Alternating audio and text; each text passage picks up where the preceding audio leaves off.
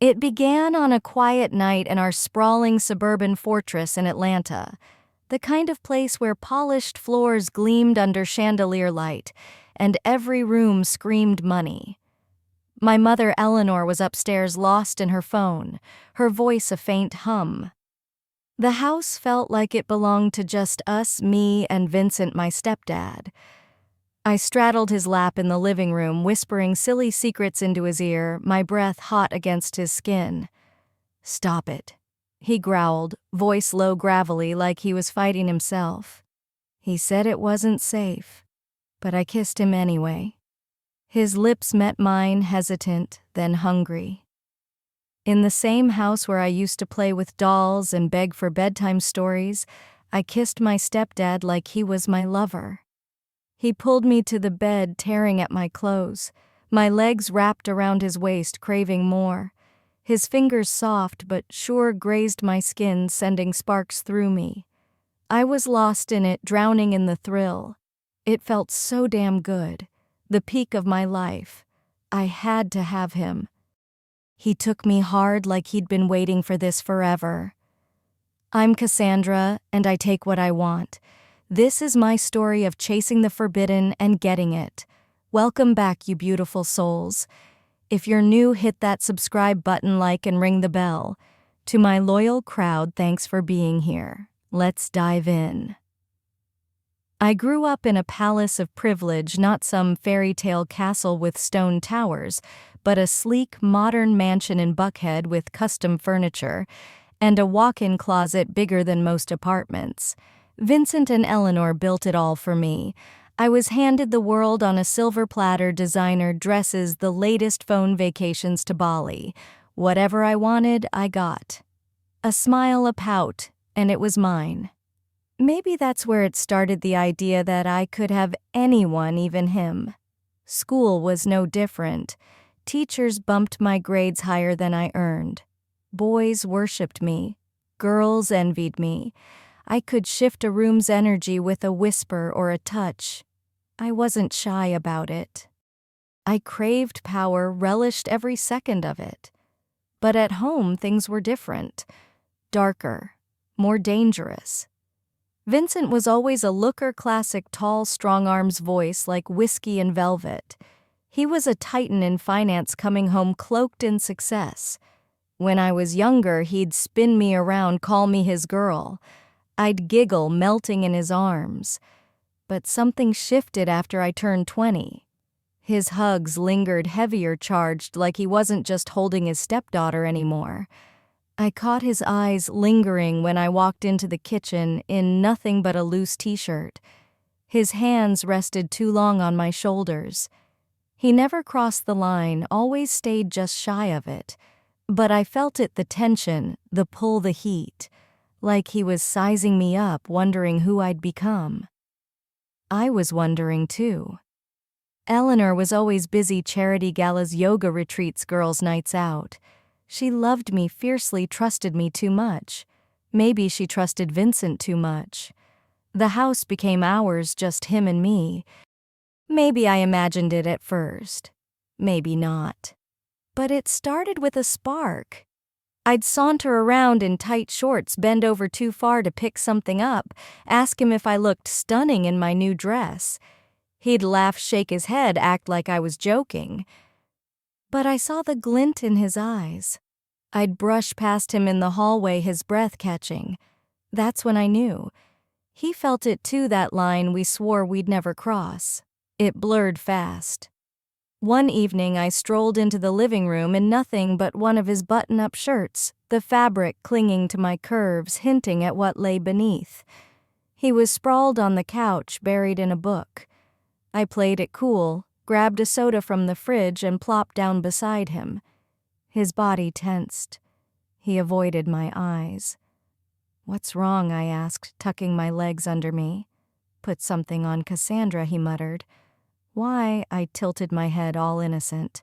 I'd worn less at the pool. Bold teasing. Really? No answer. He bolted from the room. The thrill burned through me. I waited for Eleanor's next spa weekend. The stage was set, wine, soft music, dim lights. I invited him to watch a movie, said I missed our time together.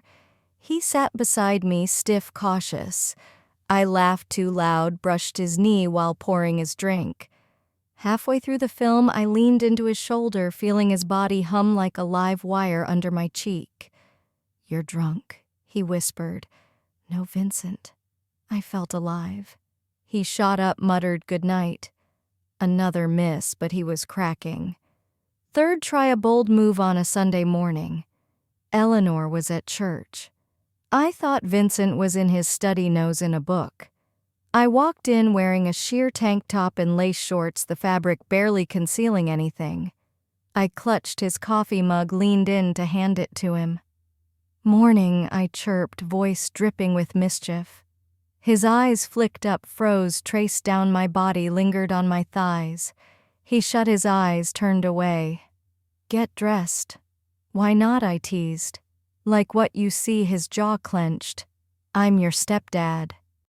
You didn't answer the question. I slid onto his lap. He pushed me off. That was just the start. No kisses that day, but things shifted. I saw it in his eyes, a hunger he couldn't hide. He stormed out. The silence crackled with electricity. 3 days later, Eleanor was gone again.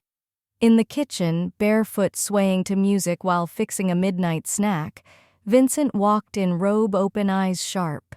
"You need to sleep," he said. "You sure about that?" I shot back. He stepped closer. We locked eyes, the air thick. He kissed me, awkward, unsure, real. Once we crossed that line, there was no going back. That night, he led me to the living room couch and claimed me not as his stepdaughter, but as his woman. The shadows danced around us, the house holding its breath. Next morning, we didn't speak of it. Stolen glances, guilt and thrill tangled in our eyes. I thought it'd end there, a one-time mistake. It didn't. We dove deeper, the current pulling us under. A twisted dance we couldn't stop. I didn't want to. Once you taste the forbidden, nothing else matters. That first night with Vincent broke everything. It wasn't out there, it was in us. We crossed a line and kept running. Morning after, I woke in his arms, his breath warm on my neck. Silence hung heavy. No apologies, no awkward excuses. A storm was brewing and it wasn't leaving. I slipped back to my room before dawn. Eleanor was still asleep. I brushed my hair, stared in the mirror, smiled. No guilt. I felt unstoppable, desired, alive. Men want what sets them on fire, and Vincent I lit a blaze in him Eleanor hadn't touched in years. It became routine. I'd sneak into his room at night, whether she was home or not. Silence bound us. No words needed. He gave in. He was mine. I knew how to keep him wearing his favorite colors, cooking his meals, when Eleanor was busy laughing at his dumb jokes, sitting on his lap, pretending to scroll my phone. Once I left a mark on his neck.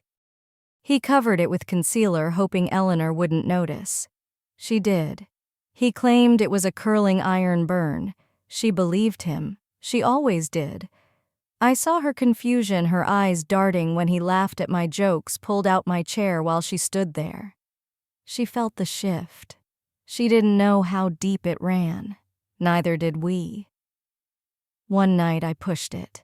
Eleanor was upstairs, lost in a call. I climbed onto Vincent's lap in the living room, whispering nonsense secrets. "Stop," he hissed, saying it wasn't safe. I kissed him anyway. He kissed back. And suddenly, in the house where I once played dolls and begged for stories, I crossed a line no one could uncross. The air was thick with our betrayal. When Eleanor's footsteps hit the stairs, I bolted to the hallway. He smoothed his shirt, fixed his hair. She stormed in, eyes scanning us like she sensed the truth but couldn't name it. She went silent, headed to the kitchen. We almost got caught. The thrill only made us hungrier. It grew beyond desire, a hidden kingdom, a warped paradise, stolen hours. We'd meet in the garage, the laundry room, his office. I'd pull him into the pantry while Eleanor set the table. 5 minutes a wicked grin. We were addicts feeding off each other. I felt him sink deeper. His texts grew bolder. His stares lingered. One day I found a necklace on my bed. No note, no explanation. A gift. I wore it at dinner. Eleanor loved it. Vincent nearly choked on his wine. I grinned. Then cracks appeared. He started questioning. Lying in bed, staring at the ceiling after a night together. "What's the plan?" he asked. I shrugged, savoring the moment. "This isn't right, Cassandra. Stop."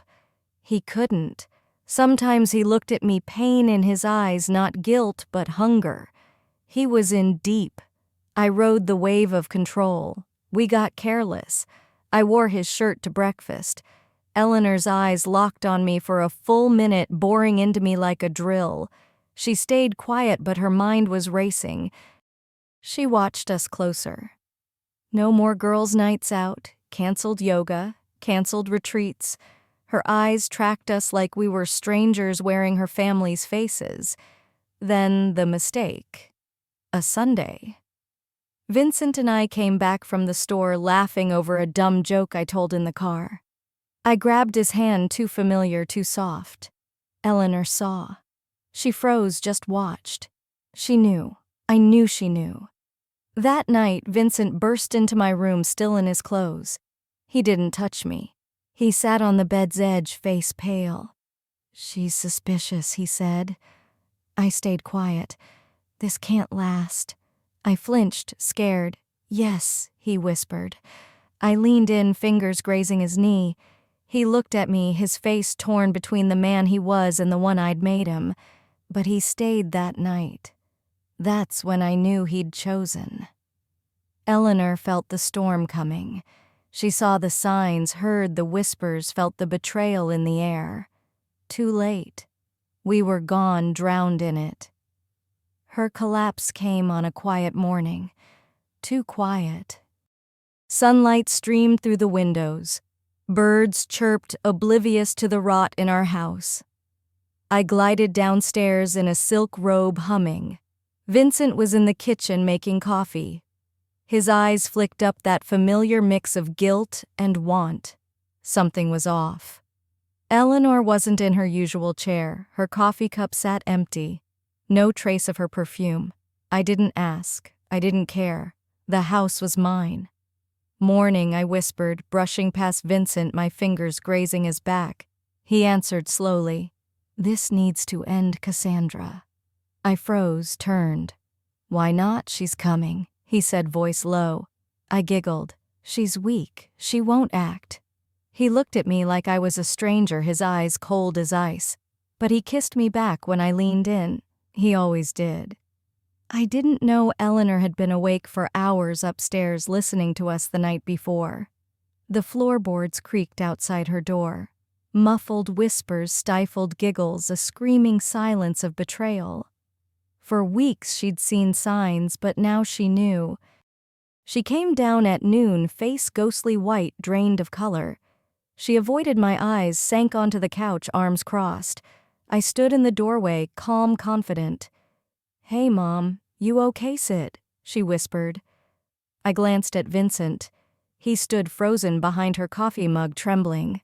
"Cassandra, come." I sauntered in, sat across from her legs crossed robe, slipping just enough to taunt. Her eyes didn't waver. "I want the truth." I played dumb. "What truth?" Her lips tightened. "Don't pretend. I saw how you look at him. His eyes on you burning.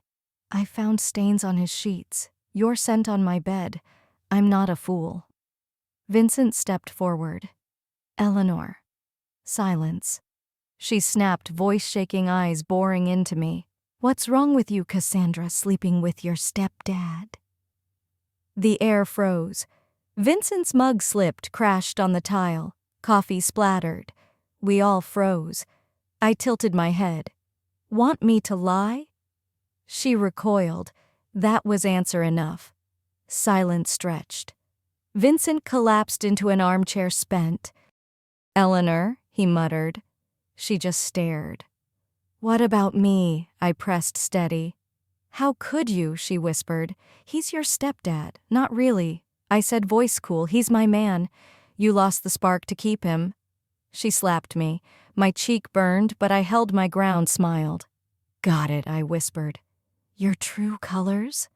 Her eyes welled up. She turned to Vincent. How long? He stayed silent.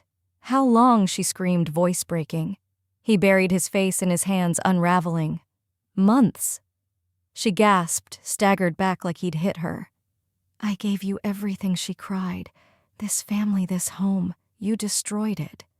My fault, he whispered. You did this. Her voice cracked. She looked at us, eyes wide, like we were monsters. She laughed, a cold, broken sound. Time to call the cops. She wiped her face. I'll ruin you both. Calm as ice, I said. You love him too much. And me? You never controlled me. That broke her. She went silent, floated upstairs like a ghost. An hour later, she came down with 2 suitcases. Vincent jumped up, panicked. Eleanor. She gave him one last look. You made your choice. She glanced at me, eyes dead. You're not my daughter. She stormed out. Gone. No tantrums, no pleas, just silence and the weight of what we'd done. Vincent stood still for ages. This isn't what I wanted, he said, voice raw like he was thinking aloud. But you didn't stop, I muttered. He looked at me, regret, shame, something breaking deep inside. But he didn't send me away. He didn't end it. We erased her and we were still standing. The silence after Eleanor left hit like a freight train. No calls from the kitchen, no clink of her wine glass after dinner. Silence. We were left with the truth. Vincent barely ate, moved through the house like a ghost. The walls felt foreign to him now. I did that. I felt free. Her leaving proved I'd won. But the silence she left it was heavier than I expected. I took what I wanted. No one stood in my way. I was the heart of this house. Now I'm its queen. Ruling a broken kingdom lost its thrill fast. That first week I tried pulling him back to our rhythm. I wore his favorite perfume, let my robe slip lower, brushed his shoulder passing by. He barely looked at me. He'd sit in the living room for hours staring at old family photos like they could guide him back. Why the long face, I asked one night, leaning in wearing a sheer tank top and lace shorts. She's gone. Isn't that what you wanted? No answer. I pushed. She never knew you, not like I do. He faced me, eyes empty. That's the problem. For once I had no words. You broke your wife, he said. I lost control. You kept going and I let you. You're unstoppable. No, he said softly. I should have stopped you. A crack formed in me. Regret now, I hissed. She's gone and I'm here. He looked away. I grabbed his face. This, Vincent, is your choice. You chose me. I'm weak, he whispered. You liked it. His hands gripped my wrists firm, not rough. This isn't love, he said. Never was. I locked eyes. Then what is it? He broke free. I was lost. Next morning, a suitcase waited by the door, packed ready. I panicked. Where to? He said I was getting help, seeing a counselor, going to a retreat. Time to fix this. What's in it for me? His eyes held new sadness. Cassandra, you need help too. More than I can give. Maybe more than anyone can.